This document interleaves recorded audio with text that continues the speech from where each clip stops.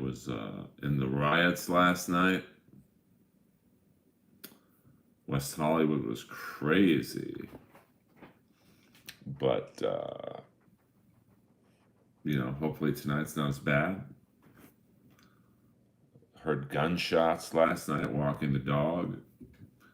So I was like, I think I'll do a stream last night. So I hope you're safe wherever you are. I've got one more chapter to read in the Sean Avery book, Ice Capades. As you can see, I'm almost done. It's a really good book. Even if you don't like Sean Avery, which a lot of people don't. But I think that's kind of why I like him. I always gravitate towards those people who are rogue outlaws. So, and I'm a notoriously slow reader. So, for me to read a book in 2 or 3 days, it's a good book. What up, Sean? Just waiting for the Stanley Cup Finals to. We're in overtime right now. Dallas scored a goal, Pavelski on the power play, I think with about 7-8 minutes left. So we're waiting for the OT to start. And Saturday night, it's safe and sound here in West Hollywood. It's quiet, but it's an eerie quiet. Like you can feel the bad juju in the air. So hopefully nothing too bad happens. And, for you hockey fans, I think the draft has now been set for October 6th and 7th. And I'm sure free agency will be pretty soon after that. It's going to be a real short off season. I mean, you got some teams like the Kings who, they haven't played in like 6 months, and by the time that the Kings play another game again, it'll almost literally be 8 months. So I hope the league does something for the teams who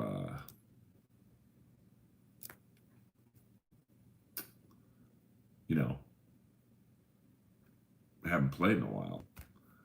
Almost seems like a somewhat unfair advantage, but we'll see what happens, and hopefully they can make it competitive, and but we'll I guess we'll figure that out when we figure it out. Got to get through the Stanley Cup Finals first, and then we'll see what happens. But I'm always thinking ahead. I'm always a few steps ahead, and it'll be good to see the Kings play. And then see what happens. Sorry about this. I'm doing 2 things at once here. It's tough when you're a one-man operation, which I am. But I don't mind it, because it's never been easier in the world of Hollywood to make it on your own. And that's the unfortunate part, is you have to compete with people who probably should find another profession. But it is what it is. Also, a big UFC card tonight. UFC 253. And the main event is The Last Stylebender against, I believe, Reyes. This has been such a at the right time, man. You had Rousey on top. You had McGregor on top. Probably the two most known MMA fighters of all time, and they just sold, got that 4 billion, and were like, "See ya." Uh, because now they don't really have any stars, and John Jones was at the top of the game, and I not to say they don't have stars, but like, unless you're a hardcore MMA guy or girl, you don't know who any of the champions are. I mean, Miocic is a great guy, and he's a great champion, but most people couldn't name him. Um, you know, you Amanda Nunes is an animal, but like she can barely speak English, so you can't really throw her in commercials. I mean, the Medela commercial is like she's not talking a lot, so like you could get by on stuff like that, but you know, uh, that was the problem I think with Cyborg. Yeah, Hedman and Radulov, that's a good battle. I'd watch that for UFC 254. Kucherov, I like, man. Like I said last night, um, not many players of his skill level are dirty. Like he's dirty, man. Like he hits guys from behind. He slashes. I mean, he kind of reminds me of Kovalchuk. Some of you people are going, "What are you talking about? Kovalchuk sucks," because you're thinking of his LA Kings career or his Capitals career, uh, and uh, I'm talking about the Atlanta Thrashers, Kovalchuk, and maybe a little bit of the Devils, Kovalchuk. Like he was, people kind of forget how big he is. For a hockey player, he's big, 6'3", 230, in shape. I mean, even with the Kings, he was in shape. So, I see Diego Sanchez is trending. That can't be good. That fight was kind of boring, so I checked out. I hope he's okay. I mean, um, I hope he's alive. Oh, thank you. Thank you very much, Reckless. I appreciate that. It's I take all fans, and am lucky to have them. It's it's a grassroots campaign. I'm trying here. I've been doing stand-up comedy about 20 years. I've been doing it so long, I literally don't remember when I started. What up? What up? But I probably should have tried to establish more of a YouTube presence a couple years ago, but I didn't, so I'm here. Sorry about this camera angle. I know it probably would be better if it was like this, but I'm still working out the kinks. And yeah, I like doing this. I like interacting with the fans. I think that's my specialty. And I'm having fun with it. I mean, of course, I wish there were more people watching and all that stuff. But if people share and retweet it and all that stuff, that helps. So if you're not with me on social media yet, I'm at Earl Skakel, EarlSkakel, on all social media: Facebook, Twitter, Instagram. Shit, I'm even on TikTok. Yeah. Gabe was really. If I ever make it in this business, and of course, making it is different to all people. I mean, what is making it? Gabe's the first person I'm going to take care of because Gabe's the one who, he was pretty much the only one who would have me on the show and interview me and promote me for like the first 10 years of my comedy career. And I don't even like saying it was a comedy career because that would imply I was making money. I was not. So, and then, I got a little more, or I got not more, but I got a little bit of success with Roast Battle. And, I was on I'm Dying Up Here enough to say I was on it, but I was pretty, pretty small role in that show, to be perfectly honest. And of course, the Jellies is the cartoon I'm on right now on Adult Swim. You could stream it; it's free. And I always ask the fans for to leave a review on Apple Podcasts for Inappropriate Earl. But hell, if you tweet at Adult Swim or Instagram, at Adult Swim, hey, bring the Jellies back. It's shit like that helps. People don't understand that about the business. Is if a network thinks that fans want to watch a show, they'll bring it back.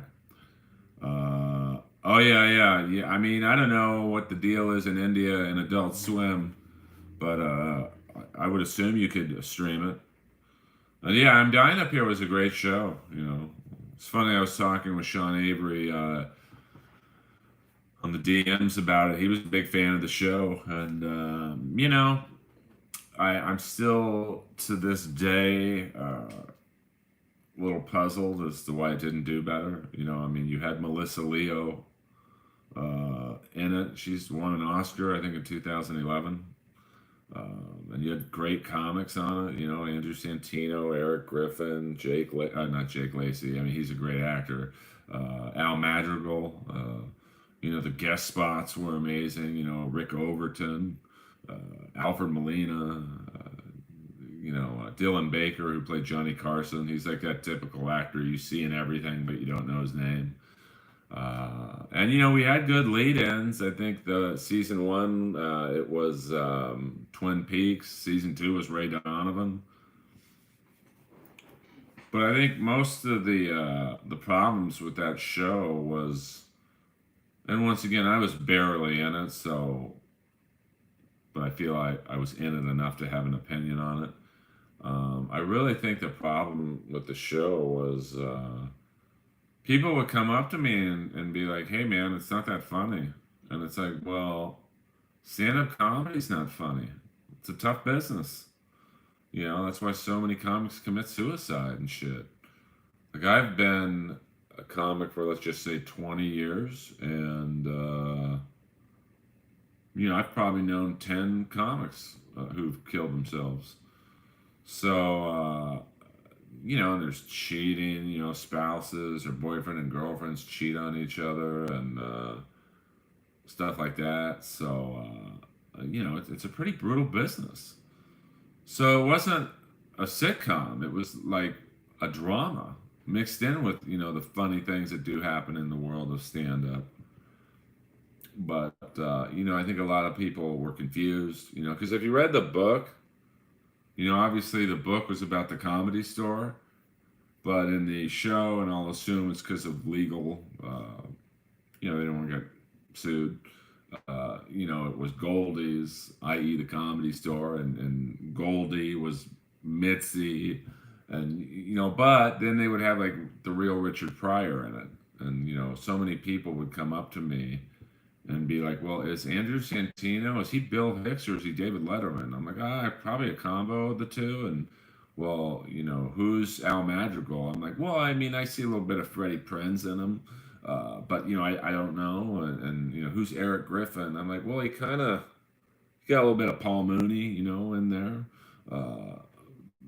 So, and then you had, like Johnny Carson. So it was like, okay, well, that's the real Johnny Carson. That's the real Richard Pryor. So why are half the cast fictional characters and the other half real characters? And I think a lot of people just got confused.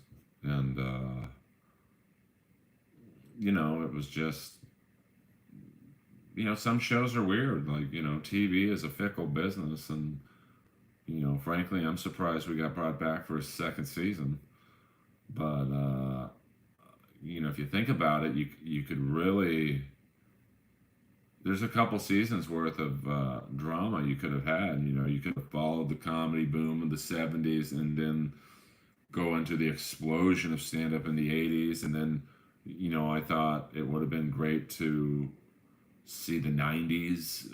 You know, when comedy kind of went down and into the 2000s, and I think the great thing about a show like I'm Dying Up Here is, yes, you could probably have some of the same cast members, but you could like rotate out main cast members. You know, like you could bring in comics who then became big in the '80s, like a Dice Clay and a Kennison and Seinfeld. Not that Seinfeld was a comedy store guy, but I think Mitzi told him he wasn't funny or something, which is kind of funny.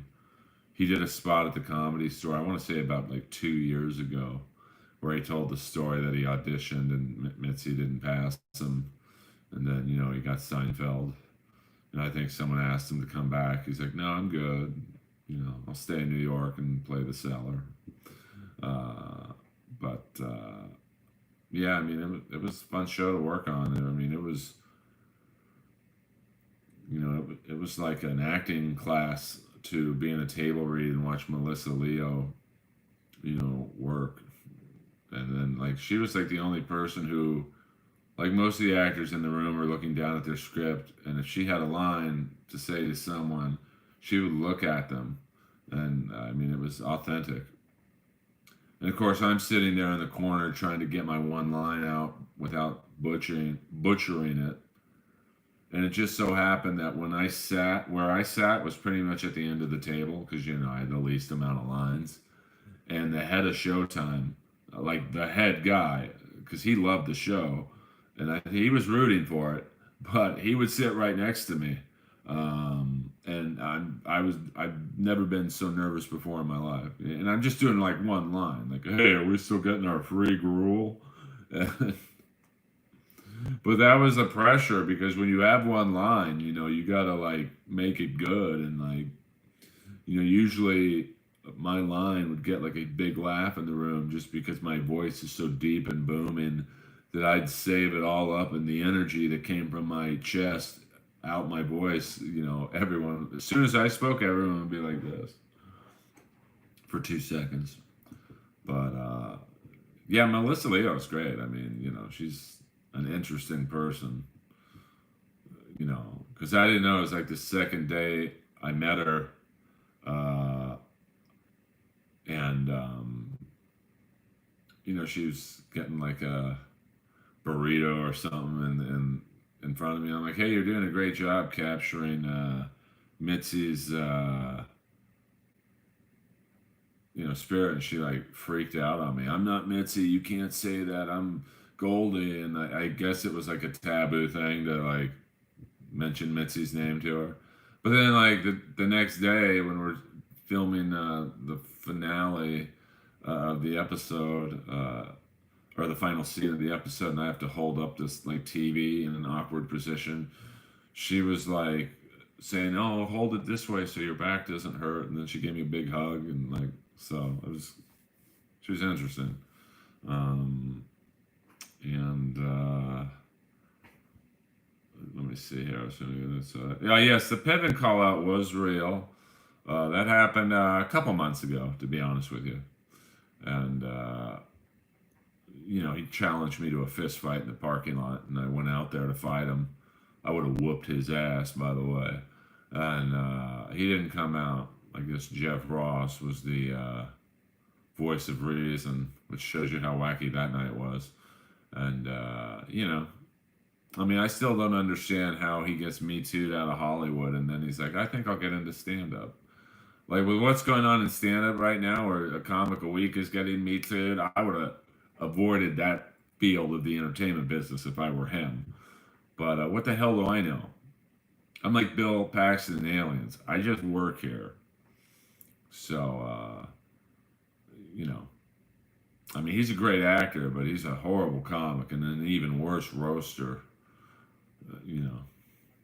So it wasn't really, and I loved how everyone up there acts surprised when I was getting text from two people on the show. Get up here, get up here. The battle sucks that's going on right now. We need you to rescue the show. And then afterwards, I'm getting messages from people going, "What you come up there for? You ruined the main event." I'm like, "Well, so and so, actually two people, so and so told me to get up there." So roast battle is a funny business. So it's still, let me see here, live update in the Stanley Cup Finals. We are game five, and Hudobin just made a great save on Barclay Goodrow. It's 14 minutes and 16 seconds left. It's 2-2. Tampa Bay leads the series 3-1. And, well, I mean, here's the thing about stand up. And, Screech is another perfect example. I met him a few times in various comedy situations. He's a nice guy, but he kind of knew he sucked. So, he kind of got it. But, I mean, I remember watching Piven bomb once for 15 minutes in the main room. It seemed like 3 hours. And he like comes up to me afterwards because he saw a bunch of people talking to me, and I think he thought I was like an elder or something. It's like, you know what, bro? I think I got this, and I just kind of laughed, and I didn't even say anything to him. I'm like, bro, you don't got this. I mean, you got the bombing part down. You could teach a class on how to eat a shit burger on stage, but you don't got this, Holmes. But I think Screech, he knew he wasn't good at it, and he was pretty humble. Uh, it's hard. Stand up's hard, man. Like you're the only one up there. If you're in a bad band, you could look to the right, look to the left, blame the guitar player, look behind you, blame the drummer. But if you're a bad comic and you turn around, you just see a curtain. Can't blame the curtain. And most comics or most celebrities who start doing stand up, they don't put in the work, because they're already famous. Like, if you're a famous actor, do you really want to go to an open mic and wait for 3 hours to go on? Or, if you're like, we see like, I saw John Mayer do stand up a few times, and here's one of the great guitar players of our generation. And, you think he wants to go to an open mic for 3 hours? Or Blake Griffin, or, Dolph Ziggler, or whoever.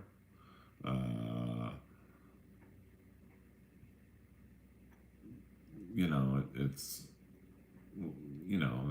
I think there are very few. I mean, Blake Griffin's funny though. I'll give him that.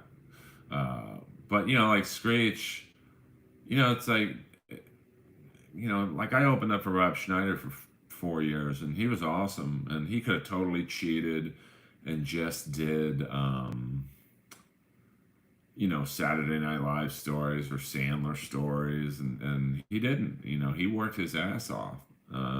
It was a little different with him because he started out as a stand-up in San Francisco, and I don't want to say his problem because it's a great problem to have, but his problem was he got famous pretty fast. So you really want to do stand-up at Rooster T. Feathers in Northern California for $2,500, or do you want to be on SNL and make whatever they make per episode, or you're making movies? And so he stopped doing stand-up.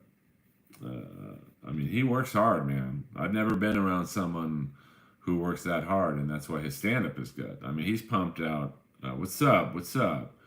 He put out multiple specials, whereas some celebrities,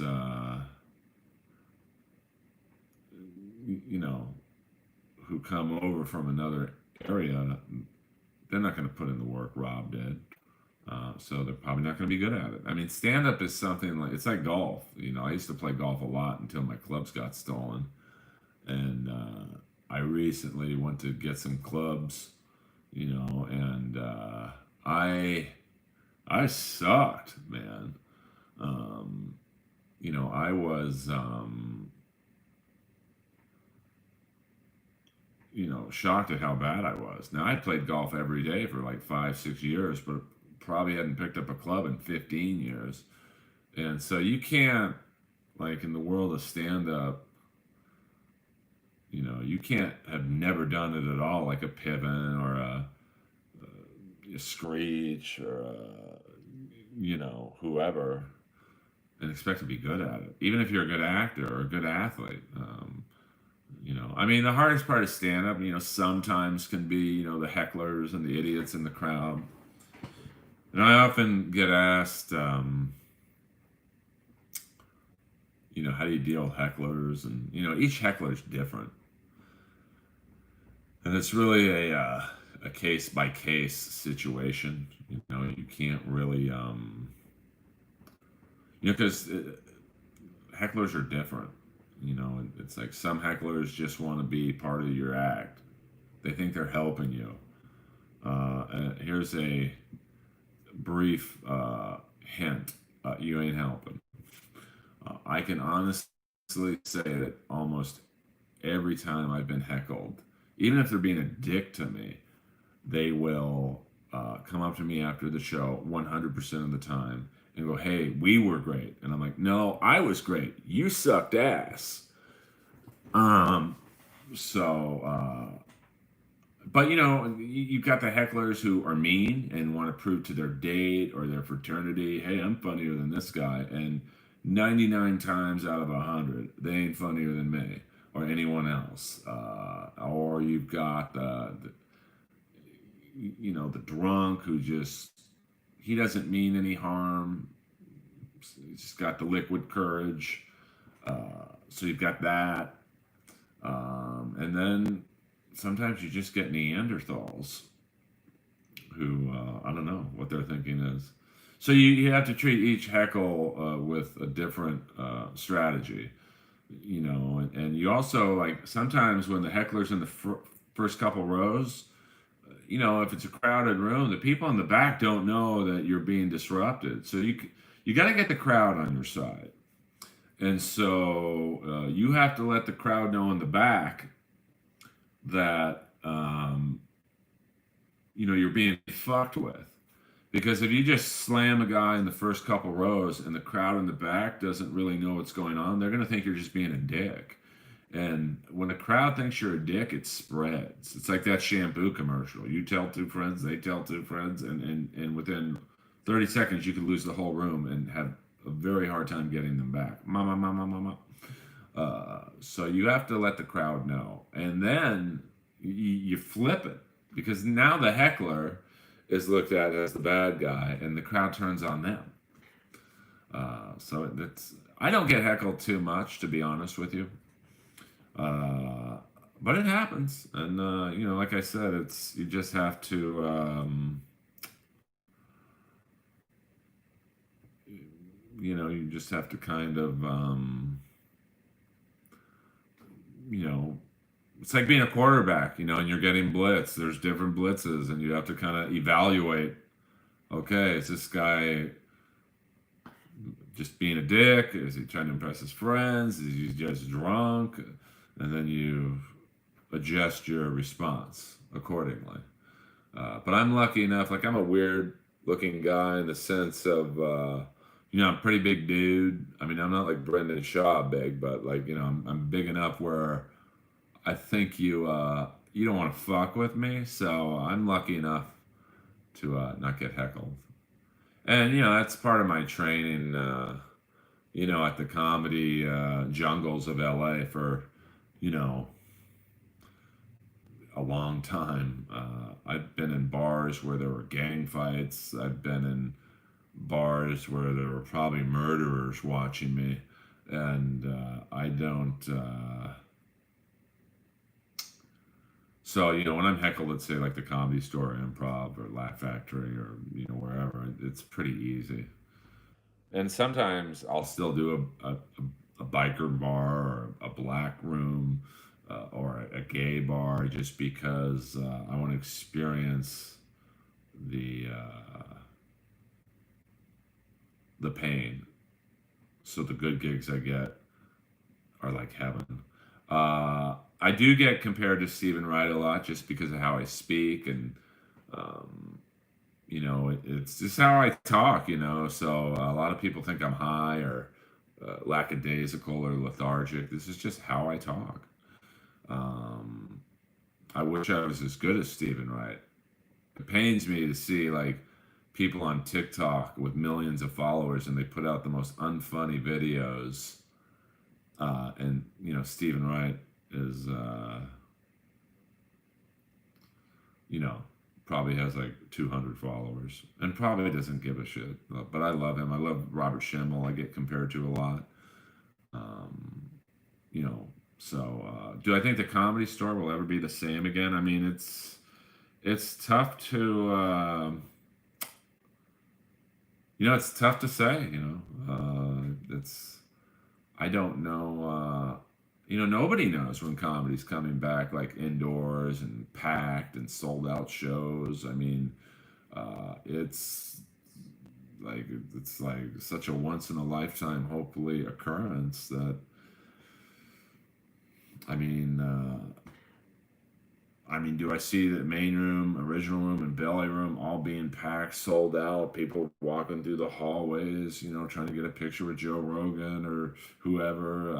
I don't know, man. I don't see that happening until probably next summer, if it happens. Obviously at one point, the virus will not be gone, but like we'll have a handle on it with vaccines and stuff. And so I think it's going to take a long time for people to be like, I want to be in a packed main room. I'm concerned, but I'm healthy and, I'm not, people are wearing masks and stuff, I'm pretty,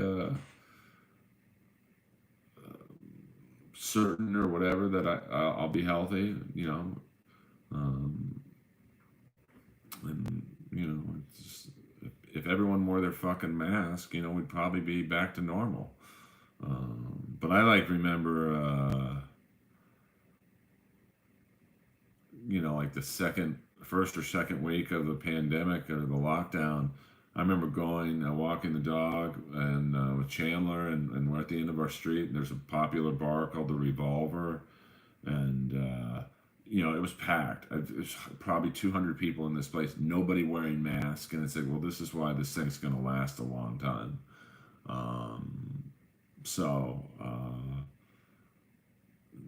not that I'm like trying to turn this into a political rally, but it's not that hard. If everyone just like took some minor precautions, because I think people think, oh, once we get the vaccine, we're good. It's like, yeah, but then you got to administer it.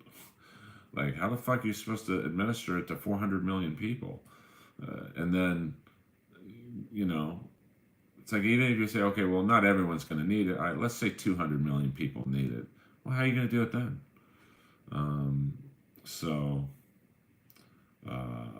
I've done a few. I did an outdoor show last Saturday at the Comedy Store, and it was awesome because there was such a feeling of love that you could tell every comic going up was enjoying it.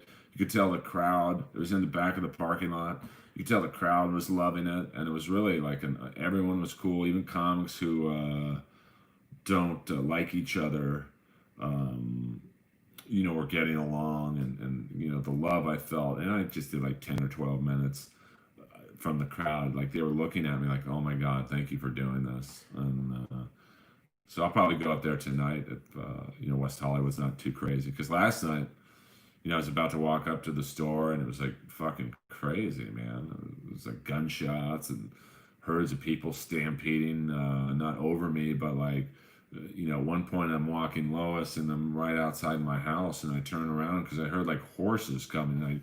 I look over, and it's like probably I'll say at least 75, probably close to 100 people just running from the cops. And it's like, I was here for the 92 riots, but I was on the 19th floor of a high rise in Century City, so I wasn't really that.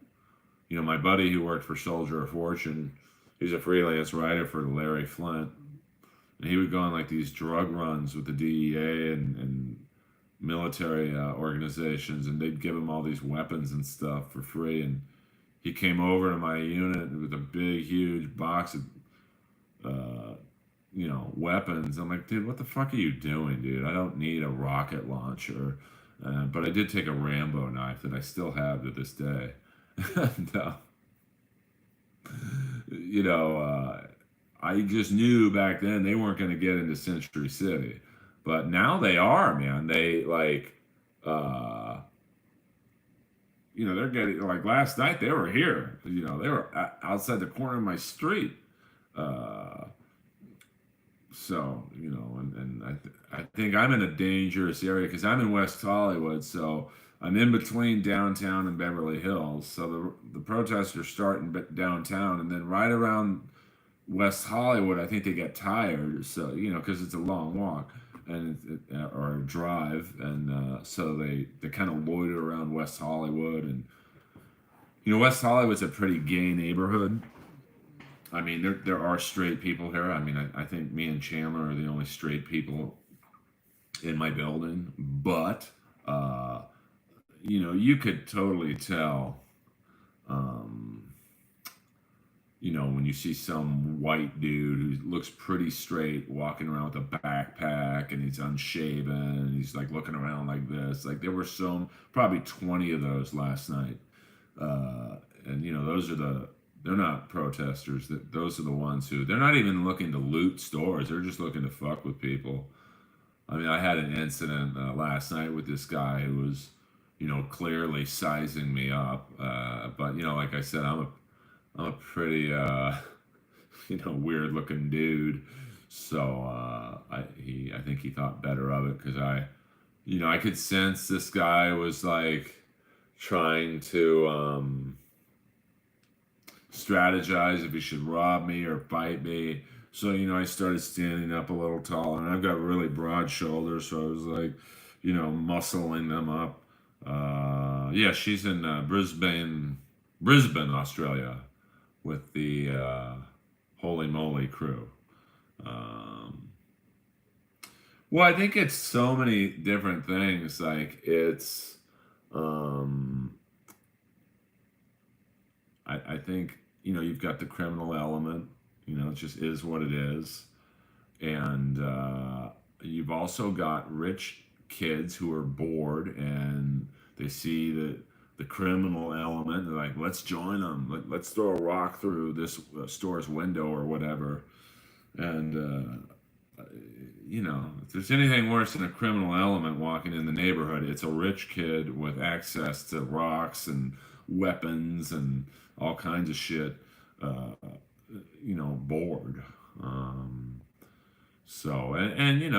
There's a I don't want to get too local for you guys, but in West Hollywood, there is a weed store that opened up, and they bring in a lot of unsavory types, and so they loiter around the store, and then they kind of start walking through the neighborhood, and at the end of the day, it's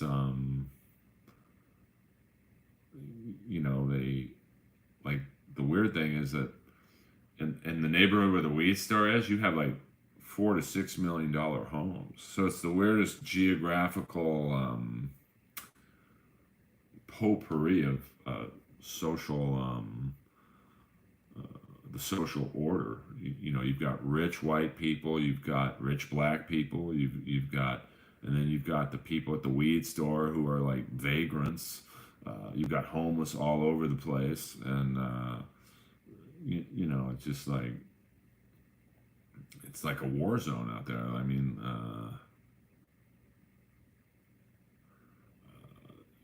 it's like the weird. It's like The Wire meets Vietnam last night. I mean, it was crazy. Like, I started to get worried when I saw, and this is what I'll assume was in some of these people's backpacks. There was probably like, I don't know, 5 to 10 people walking around, like civilians walking around with gas masks on.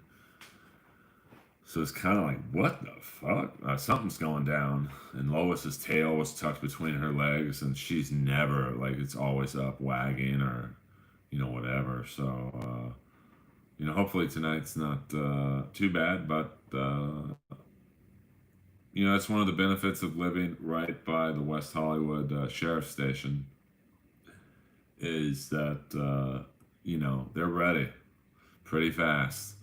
And the minute those gunshots happened, and I think they happened on sunset, you had literally 3 battalions. Yes, it does feel like a Nitro episode at times. But you had 3 battalions of like probably 20 cops, sheriffs on these like military type trucks. They were almost, what up, Tom? They were almost like trucks you'd see at Home Depot that, you see the day laborers get into to, I don't know, move lumber or whatever. Packed full of sheriffs. And as soon as the gunshots happened, all you heard was "Let's go, let's go, let's go," and it was like, just crazy to see how it could go from relative calm to action. So, I mean, it's an interesting. Sorry, I watched a little bit of the hockey. It's 2 minutes left to go in overtime. It's 2-2. I'm rooting for Dallas because I want to see a Game 7. Nothing beats a Game 7 for the Cup Finals. Jamie Benn with a shot and a save by Vasilevsky. But,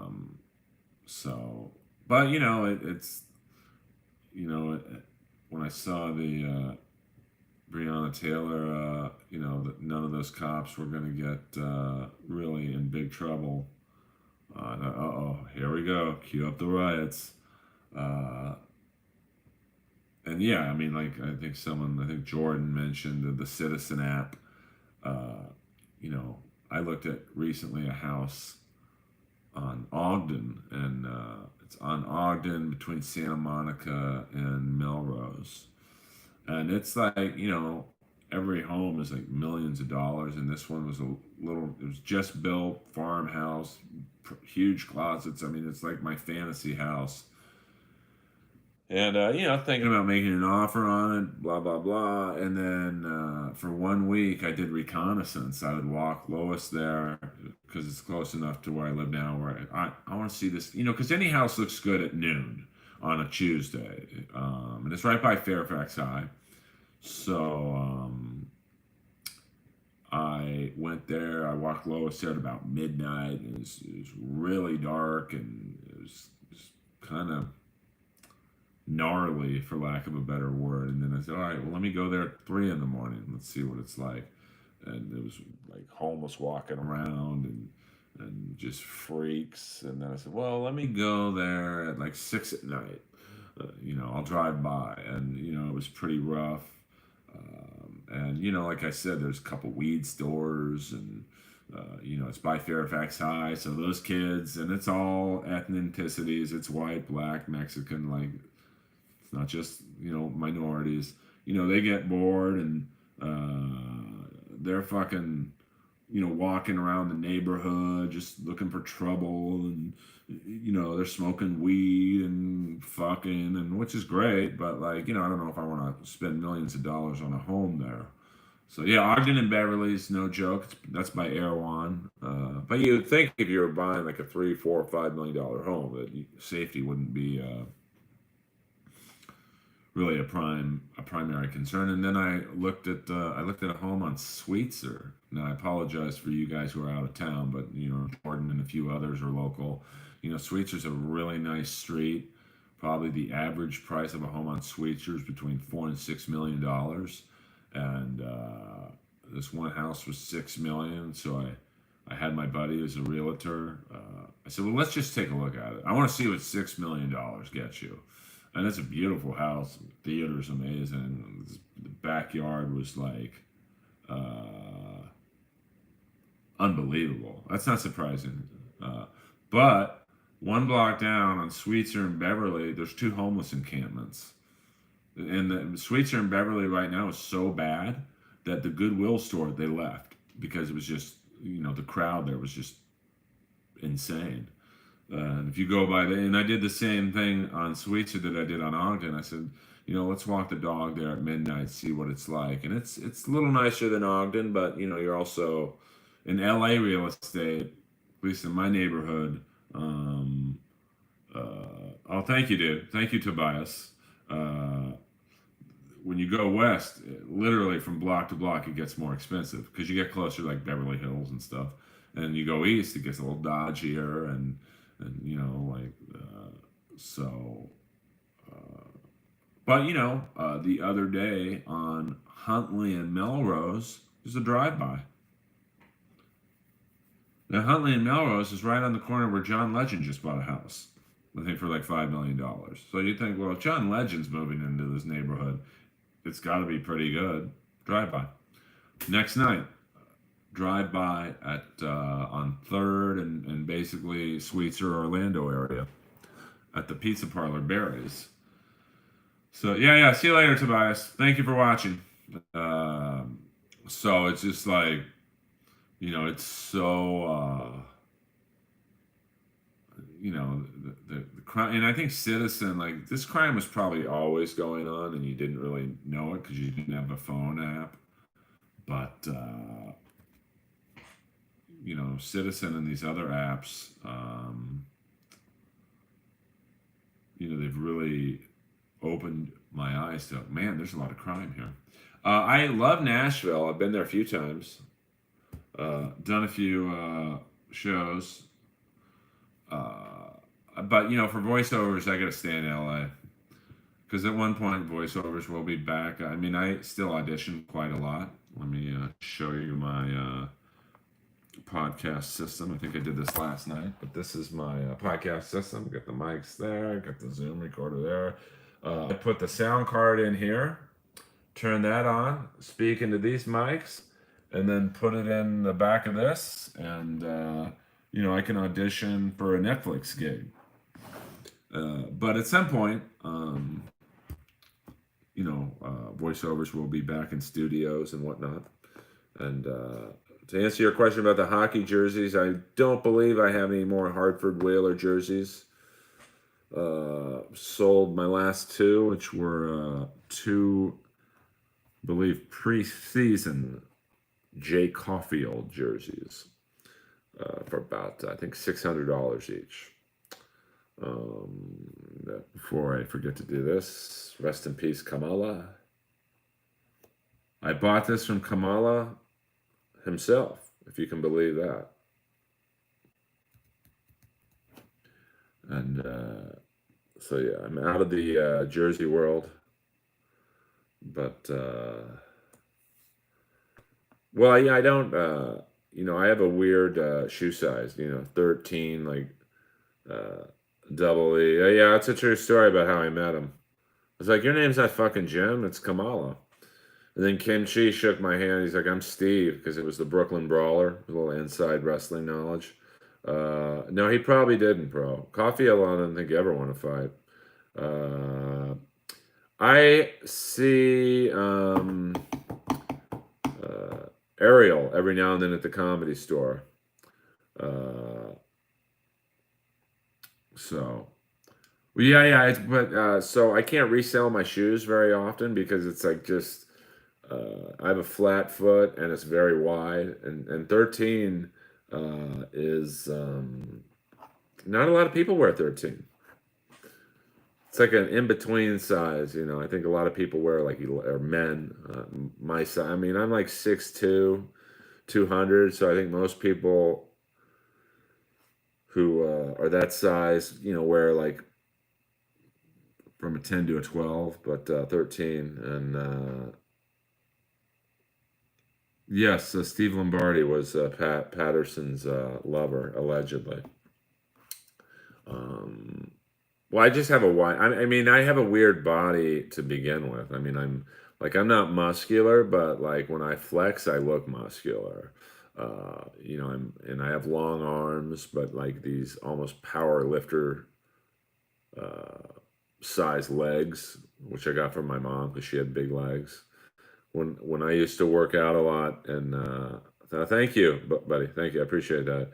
When I used to work out a lot in high school and college, you know, my legs were a lot bigger because I was like I could squat a lot naturally too. I just, my form wasn't the best, but I could really fucking squat like a lot.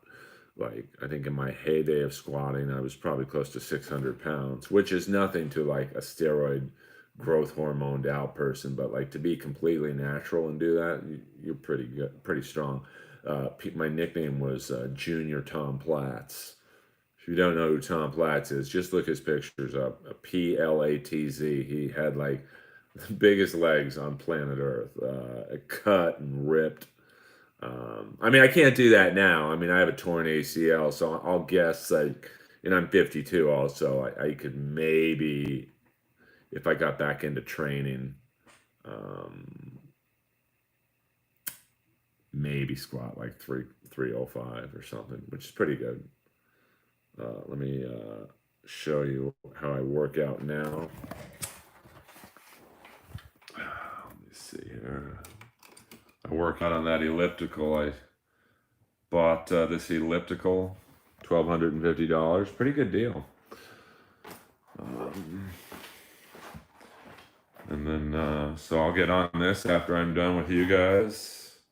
Yep, you got it, baby. And then there's my cartoon character, the great Barry Jelly. That's the legendary Phil Lamar.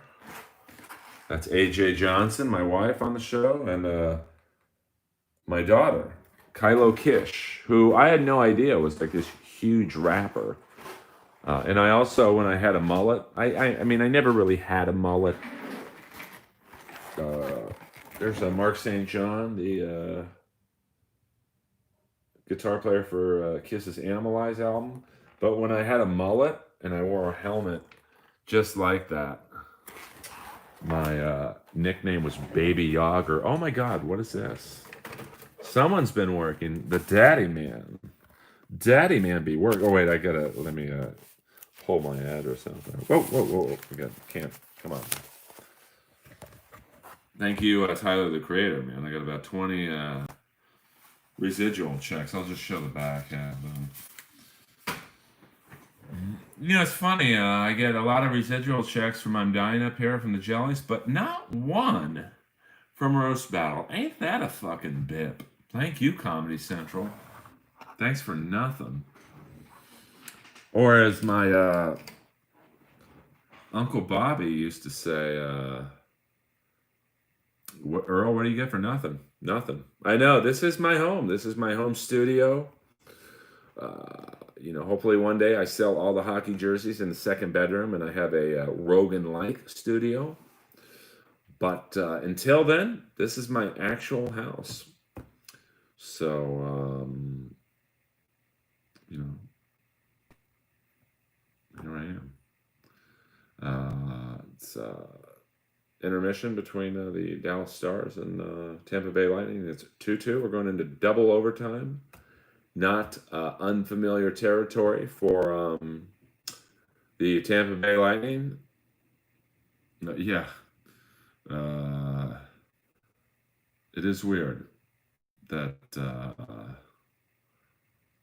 you can see someone's house after literally 6 years of podcasts. Yeah, it sucks for Stamkos, but I think if anything,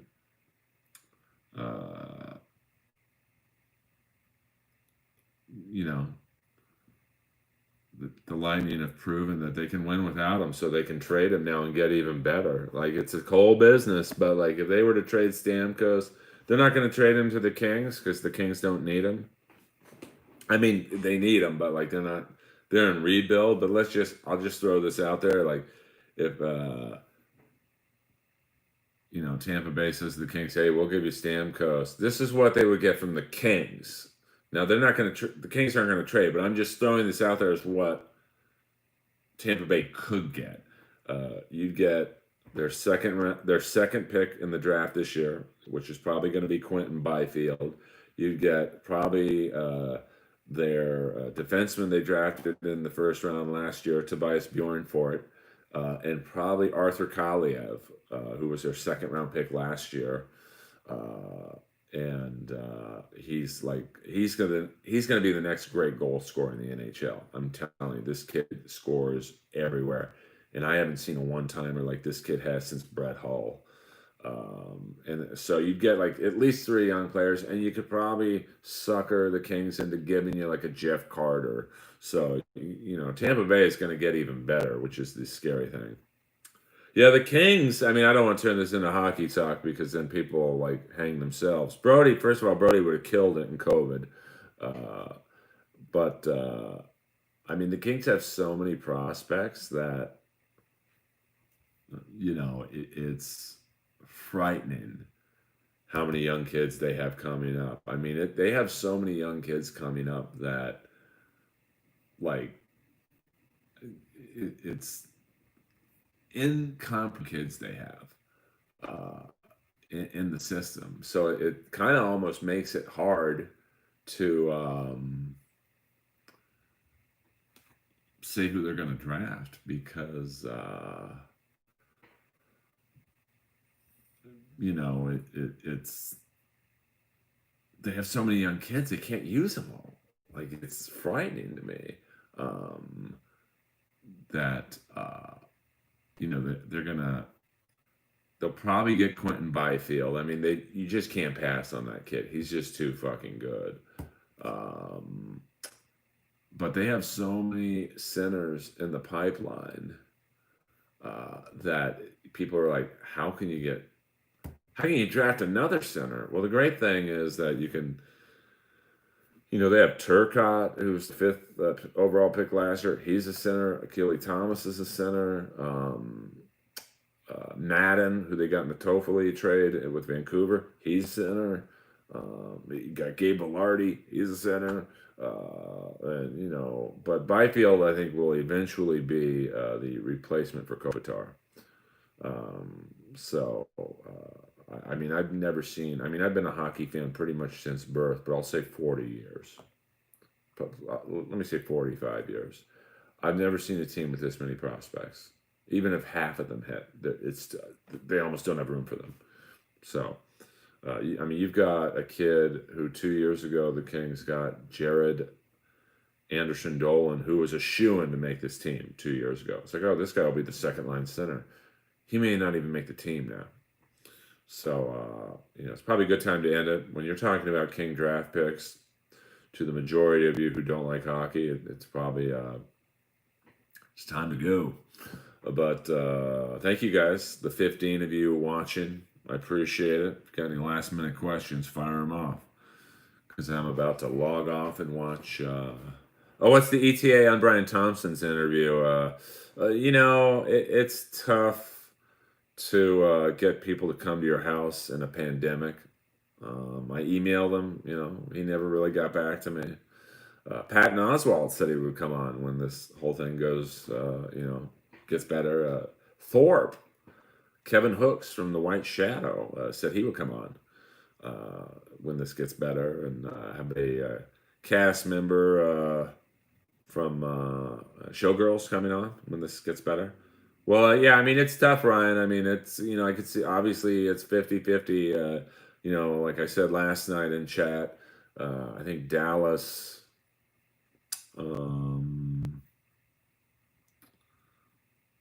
works harder than Tampa, but Tampa's the better team. Yeah, I'm going to try and figure out, to be honest with you, in the near future, how to do YouTube as I'm doing my podcast. Like I said, it's probably something I should have done years ago, but I didn't. And, so I'm trying to, put everything together, and hopefully you guys like it. No, I mean, I think the NHL did a good job.